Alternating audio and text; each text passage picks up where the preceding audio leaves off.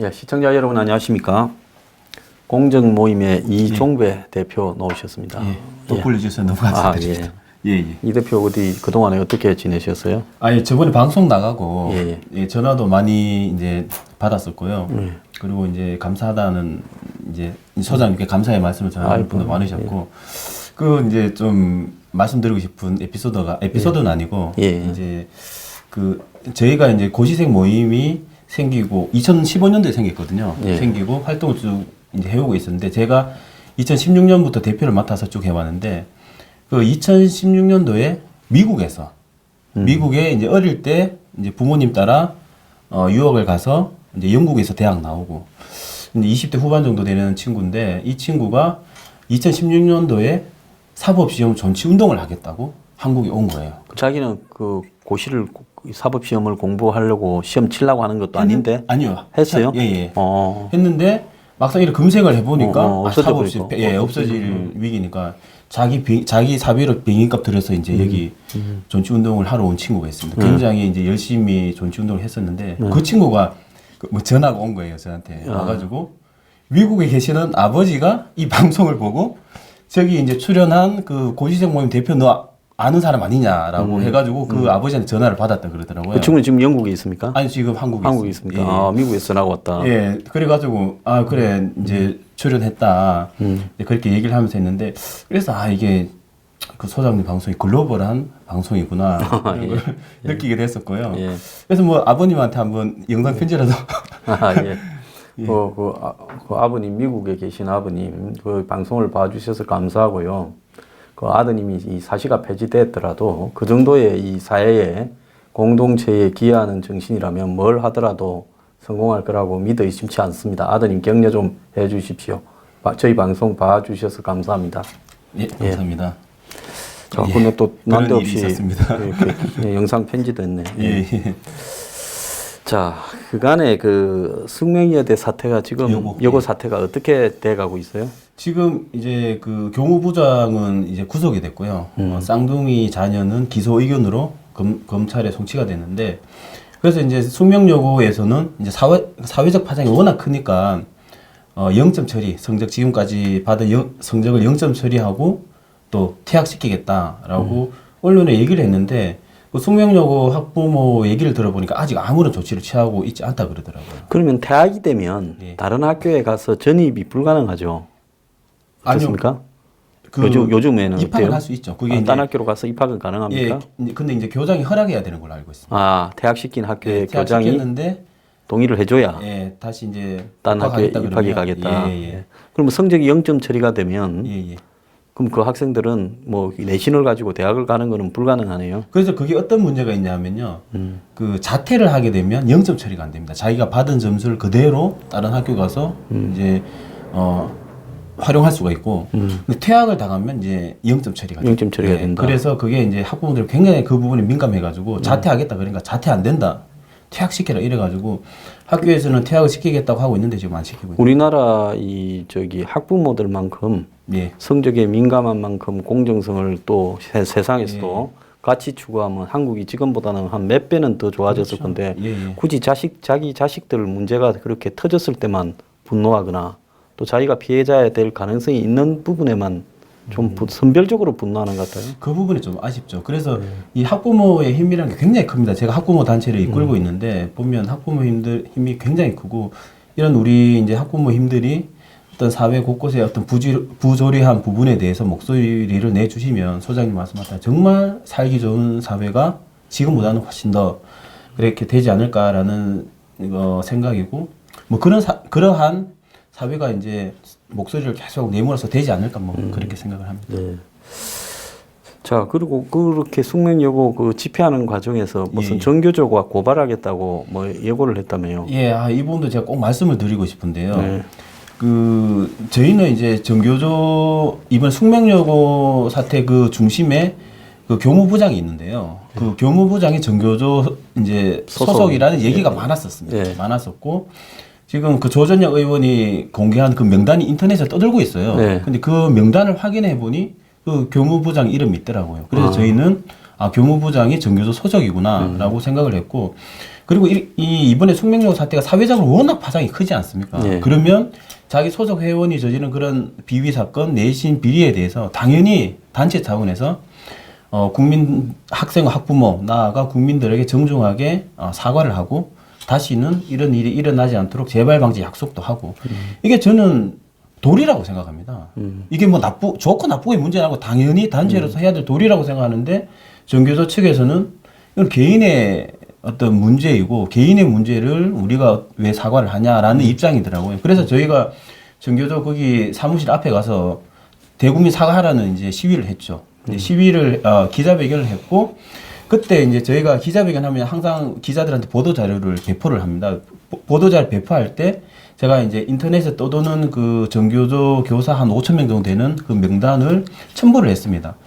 왜 첨부를 했냐면 저희가 정교조 그 교무부장 소속이 정교조이다라는 주장에 대해서 뭔가 근거를 있어야 기자들이 그 신뢰를 해서 기사화 시킬 거 아닙니까? 그런 차원에서 저희는 제보를 한다는 생각으로 그 정교조 명단을 첨부를 했는데 정교조 측에서는 그게 개인정보보호 위반이다. 그래서 고발을 하겠다라고 지금 그런 입장인 거고, 저도 이제 변호사들을 이랑 지금 상의를 하고 있는 상황이고요. 근데 그걸 떠나서 저희가 뭐 다른 정교조를 비난하겠다 그런 목적이 아니라 이러한 사회적으로 너무나 큰 파문을 일으킨 이런 사건에 대해서 진솔한 사과를 해라. 그게 최선의 도리다라는 뜻에서 그러한 명단을 제보하는 형식으로 했던 거고, 그 이외에 저희가 정교조를 어떻게 비난하겠다 그런 다른 의도는 전혀 없었거든요.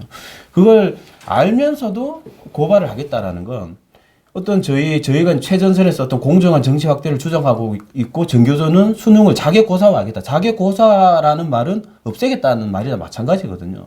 그래 자기 정교조의 정책과 반대하는 학부모 단체, 그것도 그냥 단체가 아니라 학부모 단체를 고발하겠다는 건 결국은 입에 재갈을 물리겠다는 거죠. 이러한 좀 무리한 그 고발을 통해서라도 정치 확대 얘기하지 마라. 라고 저희는 이제 그렇게 받아들이고 있고, 저는 이런데 절대 굴하지 않습니다. 굴하지 않고 저희는 끝까지 정치 확대를 외칠 것이고. 원래 고발한 사람은 바로 그냥 어느 날 고발해버려가 그냥 가만히 사무실에 앉아 있는데 그냥 고발됐다고 경찰서에서 출두하라고 통보가 옴으로써 시작이 되거나 안 그러면 경찰이 전화 와서 며칠 날 시간 있느냐 출두 한번 해라 누가 고발했다 이러지. 고발하겠다고 미리 밖에 주변에 떠드는 사람 중에는 별로 고발한 사람을 내가 보지를 못했어요. 너무 신경 쓰지 말고. 왜냐하면 정교조도 이걸 고발을 하면 그러면 이게 뭐 원래 없던 걸 빼내 가지고 했다면 옛날 조전혁 의원이 이런 문제들에 걸려갖고 배상을 좀 많이 했죠. 3억 4천만 원. 그러니까 그 원래 좌파 단체들이 요즘에 보면 민사를 걸어버려 가지고 굉장히 사람을 경제적으로 피폐하게 만드는데, 근데 이제 그렇게 했다거나 그런 게 아니라 뭐 인터넷에 지금도 검색이 가능하면 어디서 그걸 받았다라는 걸 출처를 잘 확보해 놓고 그 다음에 이게 누구든지 보라고 공개한 게 아니라 제보로 이제 예를 들어서 그걸 갖다가 그 기자들한테 개개인별로 이메일을 보냈다면 내가 봤을 때 그 국민의 공공적인 알 권리 부분이 적용이 되어서 이게 가지고 무슨 처벌을 할 수 있겠느냐, 난 좀 어려울 거라고 보고, 또 정교조 입장에서는 이걸 가지고 논란을 벌여봤자 그 사람이 정교조 숙명여고 교무부장 그 쌍둥이 아버지가 정교조라는 걸 아는 사람이 별로 없는데 굳이 그걸 갖고 또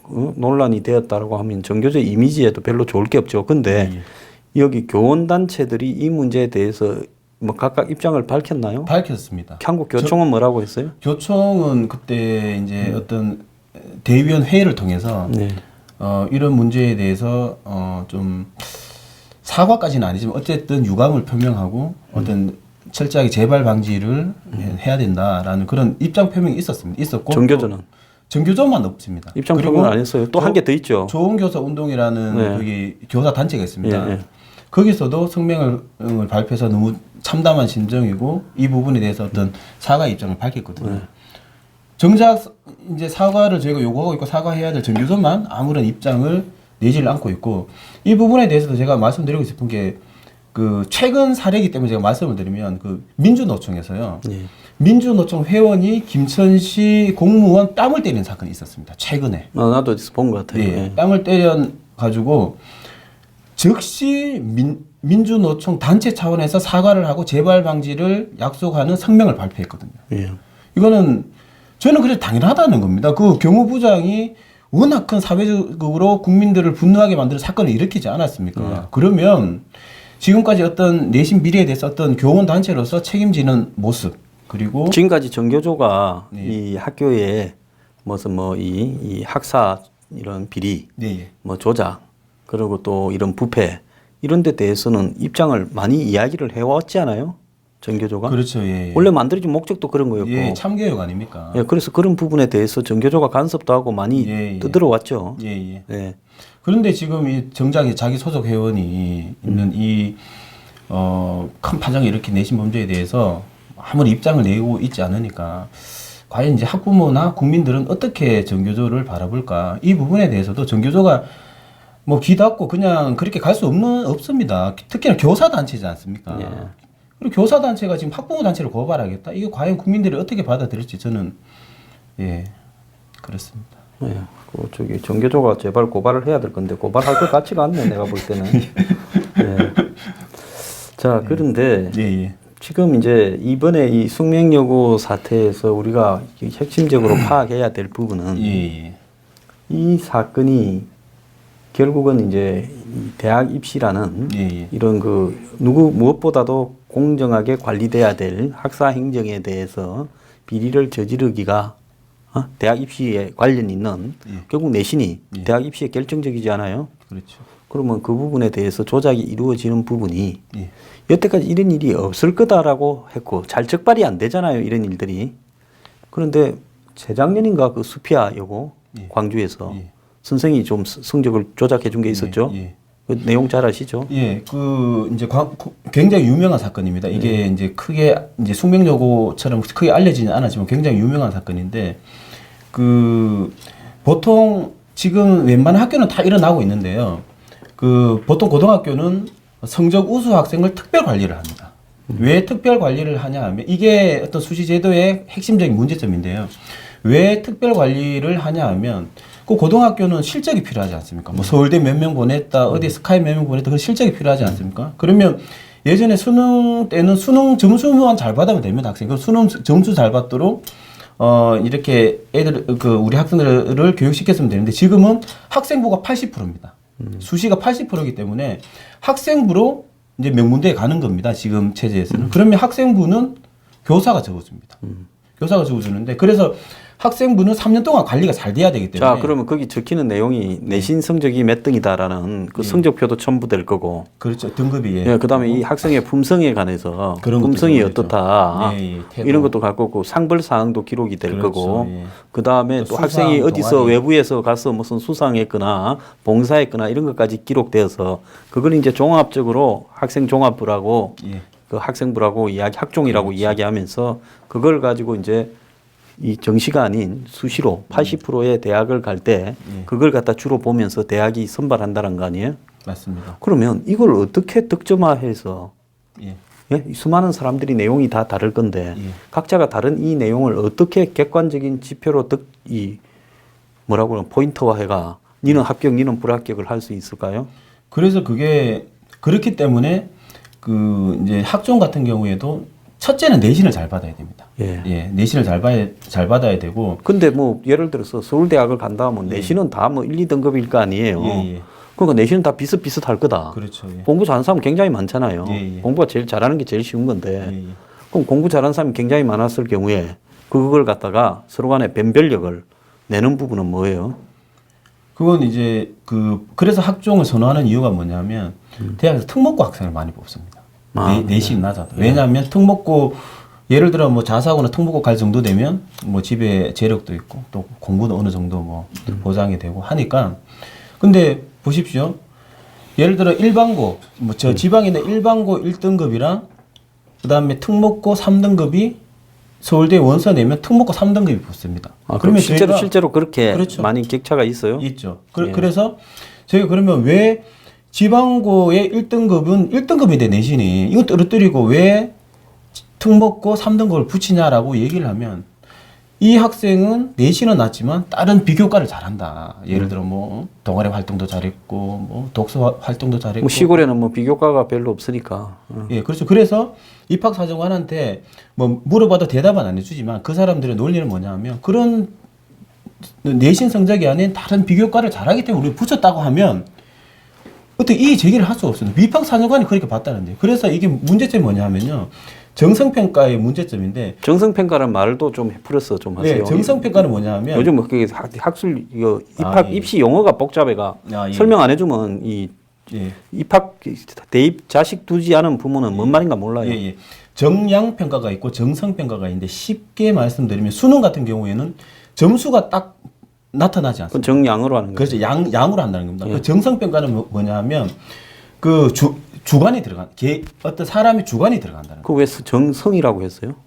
거예요. 이제 성격적인 부분은 그냥 성격 할 때 성자구나. 예, 예. 그래서 주관이 들어가는 평가가 정성. 나는 여태까지 뭔 생각을 했는가 하면 부모가 정성을 많이 들인 자식을 대학에서 뽑아준다는 정성평가인 줄 알았어요. 예, 그런 관련돼 있죠. 그래서 그런 이제 정성평가는 평가자가 주관적으로 평가하고 그 다음에 이 평가하는 교사가 주관적으로 평가하고 대학에서도 그 주관적인 자료를 또 주관적으로 또 평가를 합니다. 그러니까 두 번의 주관이 들어가는 겁니다. 그 주관이 들어가기 때문에 거기서 이제 승복을 할 수 없는 거죠, 우리 학생들이. 그래서 학적인 문제점이 승복을 할 수 없고. 그러면 이 앞에 평가하는 사람은 그 사람들 입학사정관이에요? 대학에서 이제 학생부를 이제 예를 들어 학생부를 지원하지 않습니까? 학생부. 그러면 대학에서 입학사정관이라고 있어요. 네, 입학사정. 그게 입학사정관이죠, 예, 1차로. 그 사람들이 다 합격 불합격 결정합니다. 그리고 이제 대학에서 한 번 더 봅니까, 마지막에? 아니요, 그 대학 소속이 입학사정관이 대학 소속. 그 사람들이 그러니까 평가한다는 거죠? 네, 합격 불합격을 다 결정을 합니다. 그래서 교수가 입학사정관을 하는 경우도 있고 아니면 입학사정관 자체의 어떤 외부 인력을 뽑는. 근데 한 사람이 감당하는 학생 수가 굉장히 많다고 많죠. 들었는데. 그래서 이 부분도 말씀드리고 싶은 게 뭐냐면요.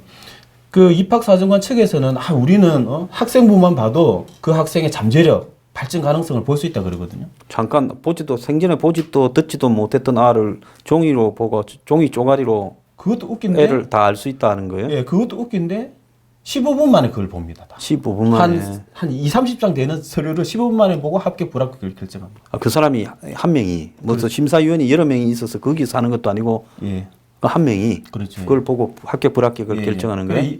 거예요? 그것도 이제 좀 어떤 비밀에 쌓여져 있는데요. 뭐 입학사정관이 얘기하는 건 한 두세 명이 본다라고 하는데 예. 그것도 알 수 없는 부분이고. 근데 입학사정관 그것도 이제 인건비가 들지 않습니까? 그래서 뭐 한 명이 보는 경우도 있고 뭐 두세 명이 보는 경우도 있는데 보통 한 명이 많이 보죠. 한 명이. 그거는 또 비밀로 하게 돼 있죠. 입학사정관이나. 그렇죠. 예를 들어서 이 학생부를 입학사정에 평가했잖아요. 이 평가 어떤 결과를 공개를 안 합니다. 그리고 입학사정관 자체도 익명으로 하게 돼 있죠. 그것까지는 잘 모르겠는데. 익명으로 하겠지. 예. 익명이 아니고 이 사람이 입학사정관 한다 하면 전부 건대가 그 그렇죠. 사람 아는 사람 그렇겠죠. 찾아갈 거 아니에요. 밤에 집으로. 네. 사과박스 들고. 네. 그런 이제 그런 문제가. 그래서 지금 가장 큰 우리 학생들이 굉장히 힘들어하는 부분이 뭐냐면 자기가 불합격했을 때 불합격한 이유를 알면은 승복할 수가 있지 않습니까? 자, 그러면 지금 하나 물어봅시다. 예. 학부모 중에 대학을 상대로 왜 떨어지고 왜 붙었는지를 이렇게 한번 까라고 네. 평가지를 한번 까라고 예. 입학사정관이 뭐 평가는 놓을 거 아니에요. 예. 기록을. 예. 그렇게 소송이 한번 들어간 적이 있어요? 소송 들어간 적은 없을 겁니다. 내가 봤을 때 공정 모임에서 그걸 해야 될 것 같은데요. 예. 학부모들한테 위임을 받아가 예. 그러면 판사가 예. 이렇게 판결할 가능성이 있어요. 예. 이거는 대학의 재량에 속하기 때문에 공개할 수 없다. 예. 그러면 그걸 가지고 위헌 소송을 해. 예. 왜냐하면 공정성을 갖다가 이 사람들이 이렇게 침해하지 않은 만큼 공정하게 했다라는 보장을 예. 그걸 그러면 어떻게 확인하느냐. 그렇죠. 그런데 불구하고 한 사람의 일생을 좌우할 수 있는 맞습니다. 예. 그런 부분들을 대학이나 입학사정관 소수에게 맡기고 그 무엇 때문에 어떻게 떨어지고 어떻게 붙었는지를 공개하지 않는다면 예. 그것이 이 공정한 사회라고 할 수 있냐. 그렇게 항의할 수도 있는 거 아니에요? 맞는 말씀이시고요. 그래서 저희가 이제 그런 부분도 준비를 하고 있습니다. 준비를 하고 있고 저희가 줄기차게 예를 들어 어떤 세미나나 토론회 있으면 줄기차게 얘기를 합니다. 그러면 학종을 못 없애겠으면 일단 그 결과에 대해서 한번 공개를 해봐라. 그러면 내가 그 결과를 보고 뭐가 부족했고 뭐를 준비해야 되는지 알아야지만 다음에 뭐 재수를 하든 뭘 어떻게 대비를 할 수 있지 않냐라고 얘기를 하면 그쪽 얘기는 또 그런 걸 공개를 하면 뭐 사교육을 부추기게 된다. 거기에 맞춰서 또 뭐 하는 건데 굉장히 그 궁색한 변명이고요. 그거보다 더 큰 가치가 우리 학생들이 왜 떨어졌는지 왜 합격했는지 그 승복할 수 있는 그런 시험 제도여야지만 우리 학생들이 그 노력이 헛되지 않죠. 지금은 뭐 어떻게 준비해야 될지를 모르기 때문에 사교육이 더 컨설팅 업체는 또 그나마 또 노하우가 좀 있습니다. 예를 들어 어떤 대학은 뭐 어떤 걸 보더라도 이 노하우가 있으니까 그건 학부모는 알기가 어려워요. 그 많은 대학의 그 입학 사정관들이 중점적으로 보는 그런 요소들을 어떻게 알겠습니까? 그러니까 컨설팅 수천만 원 주고 학생부 관리해 달라고 우리 애는 어디 대학 가려고 하니 거기에 맞게 학생부를 관리해 달라고 하고 거기에 돈이 엄청나게 들어가는 거예요. 지금으로부터 4반세기 전에 예. 제가 그 소송을 냈어요.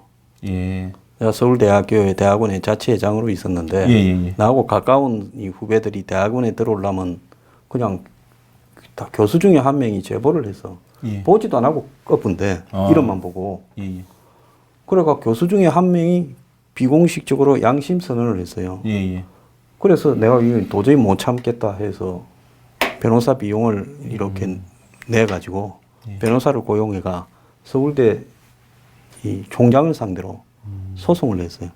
그 대법원까지 가서 그 총장의 이 부분에 대해서 대법원에서 어떻게 결론을 내리는가 하면 이 교수들이 대학원을 입학하는 데 있어서 내가 그 채점지를 공개하라 했거든. 채점지를 공개가 합산을 내보면 그 채점지 합산에서 뭐 대학원에서 면접이 차지하는 게 뭐 크겠어. 그러면 거기에서 이 누가 성적대로 뽑았는지 아니면 교수의 주관이 좌우됐는지를 알 수 있다. 그렇죠. 그래서 이제 그걸 하니까 만약에 그걸 해갖고 서울대 교수가 성적이 좋았는데 그 학생을 꼬표로 해가 보지도 않고 시험지 던져버렸다 이랬다면 그건 사건도 보통 큰 사건이 아니잖아요. 그렇죠. 그러니까 서울대학에서 또 반대편에 아주 로펌 거대한 데를 사가지고 이렇게 붙어서 근데 결국은 대법원에서 그거는 공개할 수 없다. 대학의 고유의 권한이다 해갖고 깨져버렸어요. 그래서 근데 어떤 면이 있냐면요. 사법시험 같은 경우에는 2차가 이제 그 논술형이지 않습니까?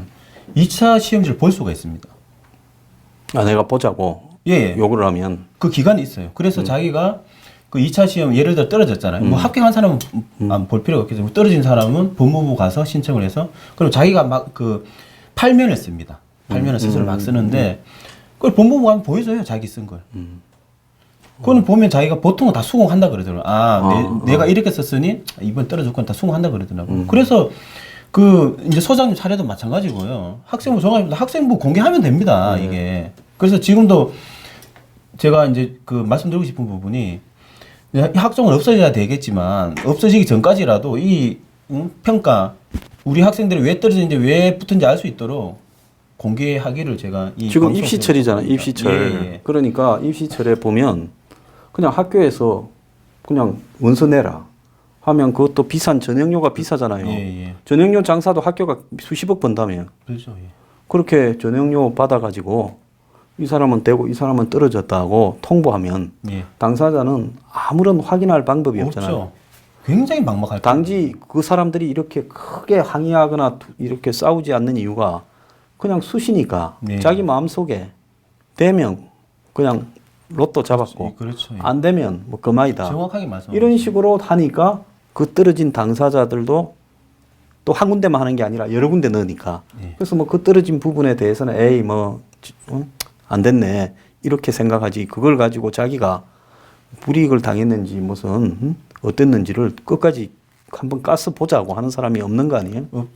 없고 그리고 또 학생 학부모들은 제가 이 운동을 해보니까 약자더라고요. 이게 예를 들어 지금 뭐 학생 그 자녀가 학교 다니고 있잖아요. 그러면 시끄럽게 따지고 다니면 그렇죠. 앞으로 그러면 뭐 또 자기 자녀 학생부가 불이익을 받을 수 있기 때문에 그건 목소리 못 내고 그다음 그 대학 측을 상대로 뭔가 어떤 그런 뭐 공개하는 부분 아니면 소송을 한다는 이런 부분도 굉장히 그 어떤 시간적인 부분 또 어떤 금전적인 부분 어떤 그 희생해야 될 게 많기 때문에 그냥 이제 체념을 하는 그러니까 사회단체가 존재하는 이유가 예. 공적 모임 같은 예. 결국은 개인으로서는 무기력하게 수긍할 수밖에 없는 문제를 그렇죠. 예. 이번에 대학 이시철에 예. 수시에서 낙방한 사람들 좀 모아가지고 예. 내가 봤을 때 까라고 예. 한번 소송을 내면 예. 예. 뭐라고 답을 할지 그것도 예. 필요하죠.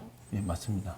반드시. 기획균등과 예. 과정의 공정함, 정의를 이야기하는 문재인이 뭐라고 답을 할지를 예. 알 수 있지 않겠어요? 맞습니다. 그래서 한번 그거는 제가 검토를 좀 했었고요. 그리고 겁을 내기 주면서 예.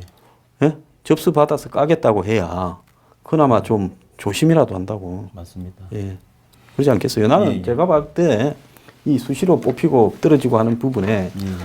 내가 볼 때는 굉장한 이 대학 척기에 어떤 비리가 있을 거라고 나는 있죠. 보고 있어요. 예. 예. 그래서 제가 이제 또 이번에 말씀드리고 싶은 부분이 어떤 게 있냐면요. 그 숙명여고 사태가 이제 역대급으로 컸습니다. 이슈가. 역대급으로 컸었는데 그래도 지금 뭐 수시를 축소하거나 폐지하거나 학종을 축소하거나 폐지하거나 아니면 정시를 확대하라라는 어떤 그런 움직임이 없거든요. 근데 왜 이럴까 제가 이렇게 국민들이 원하고 폐단이 수시의 폐단이 지금 숙명여고 사태를 드러났는데 왜 안 움직일까 보니까요. 소위 말하는 기득권들 있잖아요. 이 사람들이 예를 들어 자녀가 뭐 지방대 이제 객관적으로 뭐 하자면 지방대 갈 실력밖에 안 되는데 수시를 통해서 인서울을 보낼 수 있는 겁니다. 그리고 뭐 인서울 어디 뭐 좀 낮은 학교에 갈 수 있는 애 실력이 그것밖에 안 되지만 수시를 통해서는 뭐 스카이를 간다든지. 그렇게 왜냐하면 예를 들어 보시면 국회의원 부인이 뭐 학교 운영위원회 가가지고 아이고 뭐 살짝 얘기하는 건 우리 남편이 국회의원이다. 선생님은 영향을 받을 수밖에 없습니다. 이게. 그러면 잘 적어줄 수밖에 없고 근데 객관적으로 원래 잘 적어주지 않으면 지방대 갈 애가 그러한 어떤 지위를 이용해서 갈 수도 있고 뭐 이게 다 간다 그런 게 아니라 그럴 개연성이 충분히 있기 때문에 수시 제도 자체가 이게 굉장히 문제가 많은 거. 그래서 기득권들이 국회의원뿐만 아니라 우리나라 기득권들이 그런 식으로 엄청난 혜택, 자녀가 혜택을 볼 수 있기 때문에 이걸 바꾸기를 싫어하는 것 같아요. 왜냐면 아무 움직임이 없잖아요. 그러니까 한국의 입시 제도나 이런 거는 초상류층은 상류층이 따라하고 또 밑에 상류층은 중간 상류층을 따라하고 또 중산층 상층은 또 이 상류층 하층을 따라하면서 가기 때문에 입시나 이런 것들은 특히 그렇게 따라가는 경향이 매우 강해요. 그렇죠. 그렇기 때문에 입시 문제에 대해서 전부 제도를 따지거나 이렇게 하기보다는 좀 사는 사람들, 오피니언 리더나 상류층들이 이거 우리한테 유리한 제도니까 그렇죠. 이거를 갖다가 잘 활용해서 그렇죠. 그 시간에 우리 자식이나 좋은데 집어넣으면 된다. 전부 그렇게 가니까 그 밑에 있는 사람들은 무기력해져가지고 그냥 그래서 좀 더 나은 강남 8학군에 나는 못 가서 미안하지 그걸 흉내라도 내자 이러지. 그걸 투정하고 따질라 안 하잖아. 그래서 제가 지금도 끌어오르는데요. 제가 이게 뭐 저 오늘 너무 좀 한 것 같은데 오늘 그래서 제가 소장님한테 참 진짜 진심으로 감사드린 게 뭐냐 하면요. 이게 그렇게 거대한 기득권들이 이걸 원하기 때문에 바꾸기가 쉽지가 않은데요.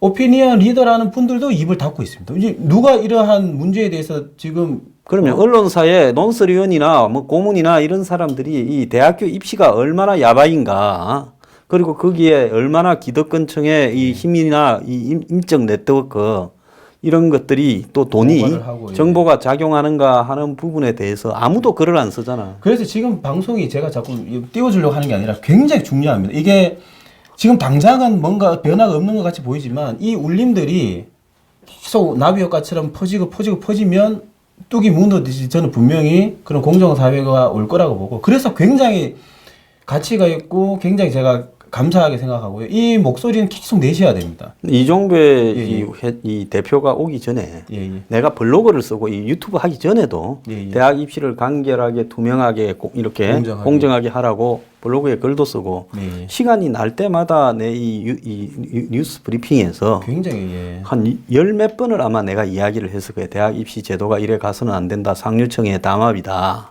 이랬는데 그럼 이게 이제 왜 이렇게 되었는가를 우리가 좀 생각을 해봐야 되는데 첫 근원은 어디서부터 시작됐다고 봐요. 우리가 대학 갈 때만 해도 우리가 대학 갈 때도 부모가 우리 때 내신이 있었어요. 전두환 때부터. 그래가 우리가 이 고등학교 1학년에 올라갈 때 전두환이 이제 잡았어. 그래서 1학년 초에는 없었는데 아마 1학년 2학기부터인가 내신이 생겼어요. 그러면서 내신 성적을 평가하기 시작해서 그래서 우리가 지옥 같은 고등학교 시절을 보냈지. 그전에는 내신이라는 게 아예 없었어요. 전두환 전에는 그냥 예비고사, 본고사 이렇게 있었는데 우리 때부터 이제 학력고사가 생기고 내신이 생겨버리는. 그러니까 우리 때는 막 학교에 이제 내신이 처음 생기니까 중간고사, 본고사 이렇게 학기별로 2번 보는 그게 이제 앞으로 성적에 좌우한다. 그래갖고 딴 생각 못하고 이제 학교에 공부를 하게 됐다고. 그러면 선생이 비밀리에 집에 찾아가서 가해를 해서 문제를 가르쳐 주는 일도 있고 내신 관리해 준다고. 또 부모가 막 뻔질나게 찾아오고 학교가 서울대반을 운영하면서 또 뭐 이러면서 그러면서 아 이거 참 야박이다 내가 생각을 했었어요. 고등학교 다닐 때도. 그래도 그나마 학력고사 성적을 잘 보면 그렇죠. 내가 4등급 받고 내가 4등급 받은 사람은 아니잖아. 머리가 좀 돌아가게 생겼잖아요. 근데 4등급을 받았어. 학교에서 찍혀가 4등급을 받고 나 경제학과를 넣었다가 4등급이니까 앞에 얼마나 까겠어. 내가 저기 교수한테 면접을 보러 가니까 내가 그때 머리도 기르고 이러고 그랬어. 자네 4등급이 어떻게 여기를 원서를 내? 이러더라고요. 그러가 이제 이지망에 붙었지. 근데 그래서 그래도 내 같은 사람이 서울대에 이렇게 이름이라도 박으려면 학력고사가 없었으면 나는 근처도 못 가지. 왜냐면 학종으로 보면 나는 불량 학생이야. 예? 고등학교 다닐 때 학교에서 소요 사태를 일으키고 예? 굉장히 싫어하는 불량 학생. 그러니까 아예 대학 근처도 못 갔었어요. 예, 맞습니다. 그러니까 이렇게 공정하고 투명한 제도에 대해서 어느 순간부터 무너지기 시작했잖아요. 그래서 YS 때까지는 괜찮았던 것 같아. 예. 그래서 DJ 때부터 저래 됐죠. 그렇죠. 예. 그래서 이제 이해찬 지금 대표를 얘기하지 않을 수가 없는데요. 부산 DJ 때 교육부 장관을 했잖아요. 장관 했습니다. 그래서 이제 수시 도입이 뭐 이해찬 그 당시 장관 했느냐 안 했느냐라는 부분은 어떤 그 이제 수시라는 개념이 명확하게 지금처럼 시험 안 치고 가는 부분은 없었지만 팩트는 뭐냐면 이해찬 그 당시 장관 때 시작했습니다. 수시가. 그러니까 한 과목만 잘해도 대학 가게 하겠다. 뭐 학교에서 뭐 인성 관리를 해서 그 내신 인성 등이 종합되어서 대학에 가게 하겠다. 뭐 이런 것들로 수시의 시작이 이제 그때부터 시작이 수시의 원형. 수시라고 볼 수는 없지만은 다양한 방법으로 대학을 막 이 구멍 저 구멍으로 들어가게 만들었죠. 그렇게 이제 시작이 돼가지고 그리고 정운찬도 또 서울대에 뭐야 그 서울대가 처음으로 그 무슨 뭐 농어촌 학생 특례라든지 또 이 좀 집안이 어려운 학생 특례 이런 걸로 해가 서울대가 앞장서서 문을 열었다고. 그렇죠. 그러면서 이제 이게 있고. 쭉 번져가면서. 또 지금의 학종이라는 제도 그거는 이제 그 노무현 정부 때 도입이 됐죠. 도입이 되고 이명박 박근혜 정부 거치면서 이게 대폭 이제. 근데 이렇게 좌파가 우파가 합작을 해가. 괴물을 서로가 만들어내는 이거는 처음 봤어요. 내가 박근혜 정권에서 수차례 내 나름대로 입시제도 개혁에 대한 안을 만들어가 밤에 남아서 이거 써가지고 자료도 줬어요. 대학 입시를 이걸로만 고쳐도 공정 투명하게 하면 아마 박근혜 정권 지지율이 올라갈 거다. 박근혜 정권은 이걸 바꿔야 된다. 기득권 지향 정권이 아니라며 내가 그 말을 많이 했어요. 그런데 끝까지 안 바꾸더라고. 그래서 보면 저는 이렇게 봅니다. 예를 들어서 뭐 국회의원 그 뭐 연금 올리는 데는 여야가 없지 않습니까? 자기들 전부 다 혜택을 보니까 마찬가지로 이 수시라는 제도도 뭐 여야 할 것 없이 혜택을 보니까요. 그러니까 뭐 보수 정권이든 진보 정권이든 어떤 정권이든 계속 이렇게 흘러온 거고 지금이라도 바꿔야 됩니다. 이게 진짜 이렇게 가면 뭐 안 되고요. 반드시 바꿔야 되고 그래서 저는 자꾸 말씀드리는데 어떤 그 소장님 같은 그 사회에 영향력을 크게 끼치시는 오피니언 리더들이 이 부분에 대해서 좀 관심을 가지시고 계속 목소리를 내야 됩니다. 그 수밖에 없습니다. 이게 왜냐하면 기득권들이 떡하니 혜택을 보면서 모른 척하고 있는데 저희가 어떻게 상대를 할 수 있겠습니까? 그래서 국민들이 알아야만 분노를 합니다. 지금 제가 봤을 때는 우리나라 국민만큼 공정성 좋아하는 국민은 없습니다. 제가 봤을 때. 그런데 국민들이 왜 이런 부분에 대해서 어떤 여론이 왜 모아지지 않을까? 봤을 땐 모르기 때문에. 얼마나 그 입시 제도가 음서 제도이고 그 다음에 그 고시 제도도 이제 로스쿨 얼마나 음서 제도인지 모르기 때문에 침묵하기 때문에 만약 이게 정말 민낯을 다 까발리잖아요.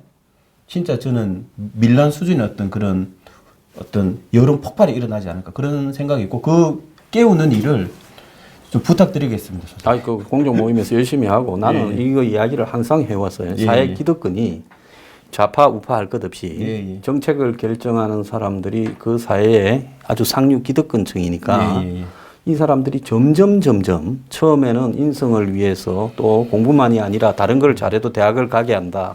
또 농어촌 학생들도 대학에 쉽게 가게 해야 된다. 심지어 뭐 어려운 집안의 학생들도 인센티브를 줘야 된다. 이러면서 열어 제끼기 시작해서 그러면서 이제 그런 구멍을 여는 정도를 넘어서서 이제는 뽑는 방법을 갖다가 대학의 자율화를 해야 된다고 맡기고 대한민국 사회에서 자율권 줘서 비리 안 저지를 단체는 기부는 하나도 없어요. 없습니다. 그래서 대한민국이라는 거는 이 바늘 구멍이라도 구멍을 뚫고 놓으면 여기에 좀 있으면 낙타가 지나가요.